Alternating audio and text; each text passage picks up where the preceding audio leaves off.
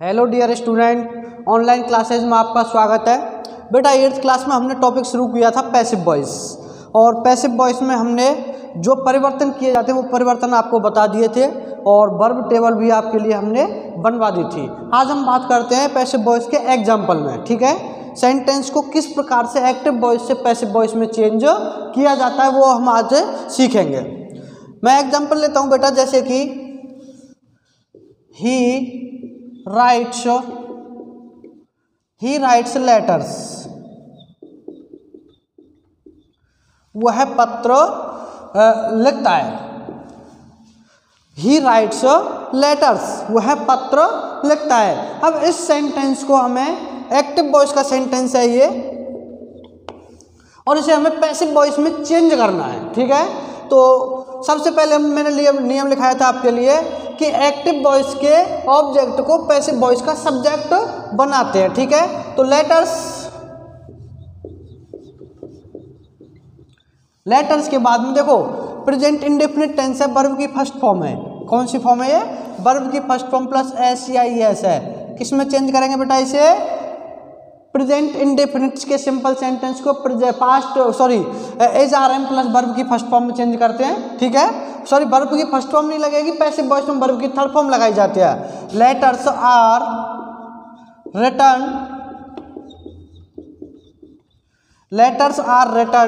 Bye him. Letters are written by him. ठीक है, आगे हम बात करते हैं और एग्जाम्पल लेके। देखो इसमें हमने क्या किया, लेटर्स है, यहाँ पर ही के लिए वर्ब की फर्स्ट फॉर्म लगी हुई है, SH लगा हुआ है। लेकिन लेटर्स क्या है हमारा? तो बहुवचन है, तो बहुवचन के हमने क्या लगाया है? आर लगाया है। पैसिव वॉइस में हमेशा वर्ब की थर्ड फॉर्म लगाई जाती है।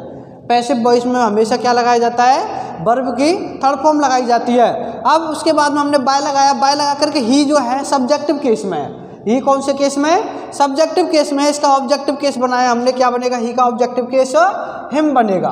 ठीक है, शायद प्रोनाउन टेबल मैंने आपको नहीं बनाई है, आप यहाँ पर नोट कर लीजिए, इसे कॉपी में नोट कर लेना। आई सब्जेक्टिव केस, और दो ही केस लिख रहे हैं हम आपके लिए। एक तो होता है सब्जेक्टिव केस,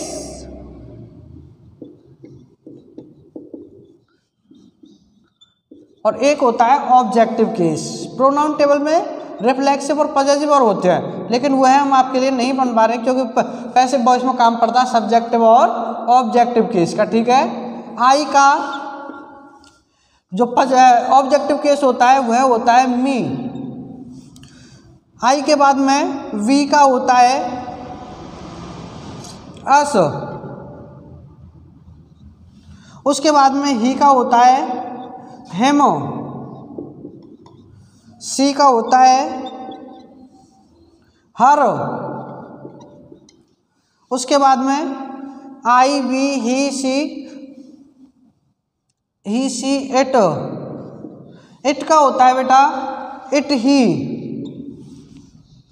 उसके बाद में ही सी इट दे। दे का होगा बेटा हेमो, सॉरी देम। दे का क्या होगा? देम। एक रह गया अपना यू, और यू का होता है बेटा यू। ठीक है, ये है सब्जेक्टिव केस और ये है ऑब्जेक्टिव केस। यदि सब्जेक्ट के स्थान पर आई है उसे हमें लिखना है ऑब्जेक्ट के स्थान पर, तो लिखेंगे मी। यदि ऑब्जेक्ट के स्थान पर मी है और यदि उसे हमें सब्जेक्ट के स्थान पर लिखना है तो क्या लिखेंगे? हम आई लिखेंगे। यदि ऑब्जेक्ट के स्थान पर अस है और उसे हमें सब्जेक्ट के स्थान पर लिखना है तो क्या आएगा? वी आएगा। यदि ऑब्जेक्ट के स्थान पर हिम है और हमें ऑब्जेक्ट को सब्जेक्ट के स्थान पर लिखना है तो हिम के स्थान पर क्या आएगा? ही आएगा। इसी प्रकार से ये है, अगर सब्जेक्ट के स्थान पर सब्जेक्टिव केस होता है उसे हमें ऑब्जेक्ट के स्थान पर लिखना है तो हमें उसे क्या बनाएंगे? हम उसे ऑब्जेक्टिव केस बनाएंगे। ठीक है, ऑब्जेक्टिव केस बना करके हम उसे लिखेंगे। आगे हम बात करते हैं बेटा और एग्जाम्पल लेकर के, जैसे कि मैं लिख रहा हूं Rahul is preparing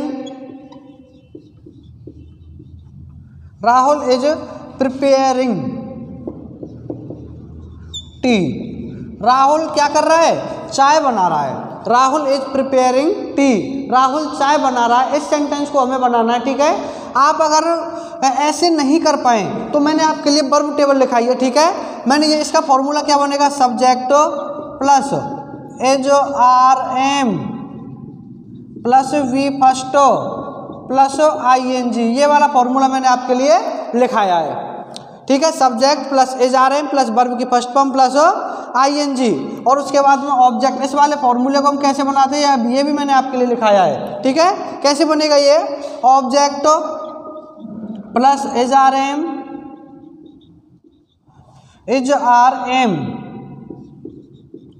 plus being plus we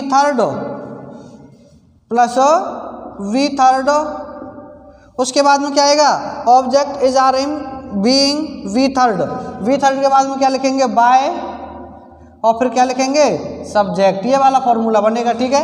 ये फॉर्मूले मैंने आपके लिए लिखा दिए हैं, आप उसके हिसाब से इसे बना सकते हैं याद करके। फॉर्मूला आपको याद करना होगा, बिना फॉर्मूला याद करे आप नहीं कर पाओगे, ठीक है। तो इसका ऑब्जेक्ट क्या होगा, टी। उसके बाद में देखो राहुल के लिए इज है तो टी के लिए भी क्या आएगा, इज ही आएगा। टी भी क्या है, सिंगुलर नाउन है। Tea is being, tea is being, is are am के बाद में बीइंग लगाते हैं। देखो प्रिपेयर की थर्ड फॉर्म होती है prepared, T is being prepared by, T is being prepared by Rahul. बन गया साहब पैसिव वॉइस। आगे एक आधा एग्जांपल और करते हैं हम, फिर हम पढ़ेंगे इंटरोगेटिव सेंटेंस। ये आपने उतार ली होगी, नहीं उतारी हो तो वीडियो को पॉज करके उतार लेना, मैं इसे साफ कर रहा हूं।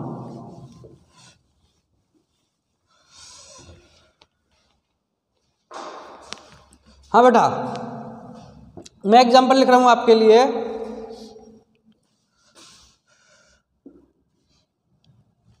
You have completed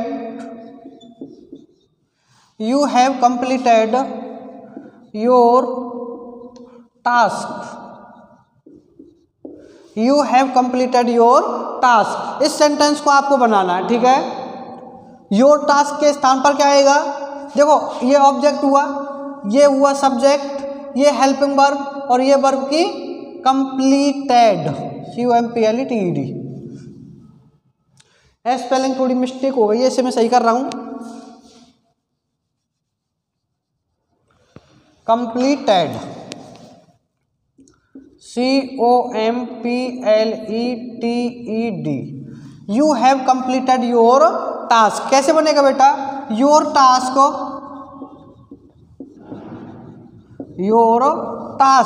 उसके बाद में देखना है आपको have.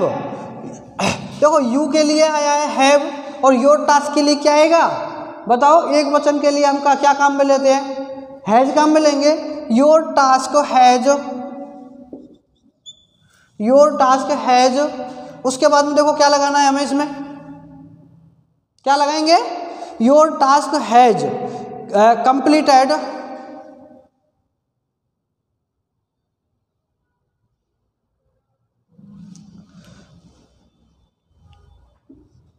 Your task has completed by you. Your task has completed by you.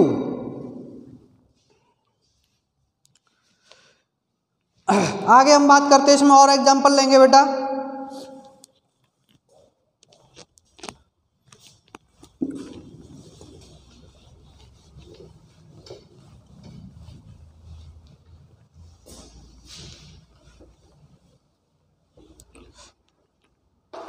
जैसे मैं लिख रहा हूं, she bought BOUGHT a pen, she bought a pen. इस सेंटेंस को आपको बनाना है बेटा।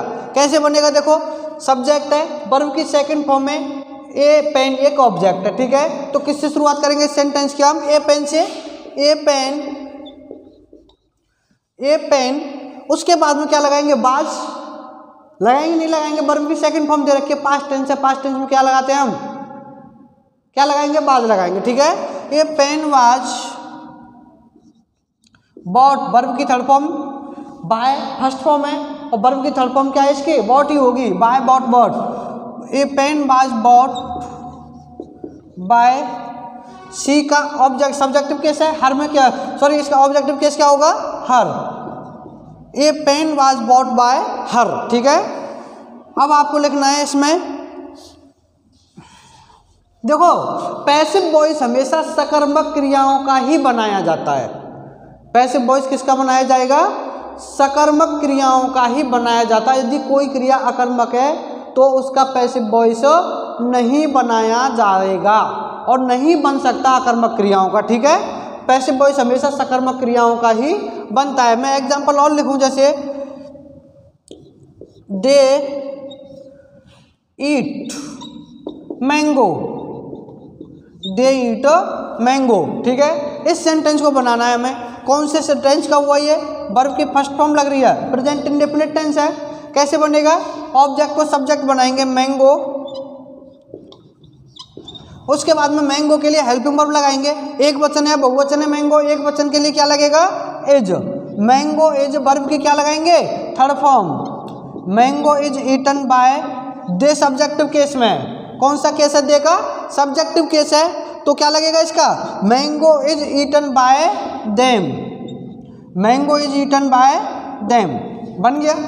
अब आप अपने लिए होमवर्क के लिए 2-4 सेंटेंस लिख लीजिए, आपको घर पर इनको बना के देखना है।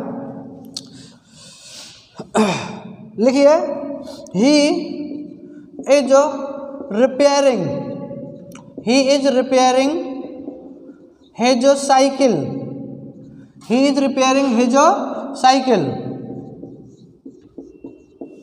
पहला सेंटेंस हो गया। एक और लिखिए, Ram is washing his clothes, Ram is washing his clothes. आगे और लिखिए, you have not write, you have not write a letter. और लिखिए बेटा, he does not like you. और लिखिए बेटा, Ramesh earns EARNS, Ramesh earns 300 rupees, 300 rupees. इन सेंटेंस को आपको अपने घर पर प्रैक्टिस करके देखना। एक्टिव वॉइस के सेंटेंस हैं और पैसिव वॉइस में आपको इनको चेंज करना है। इस वीडियो को यहीं पर समाप्त करते हैं, आगे अध्ययन करेंगे अगली वीडियो में। Thank you.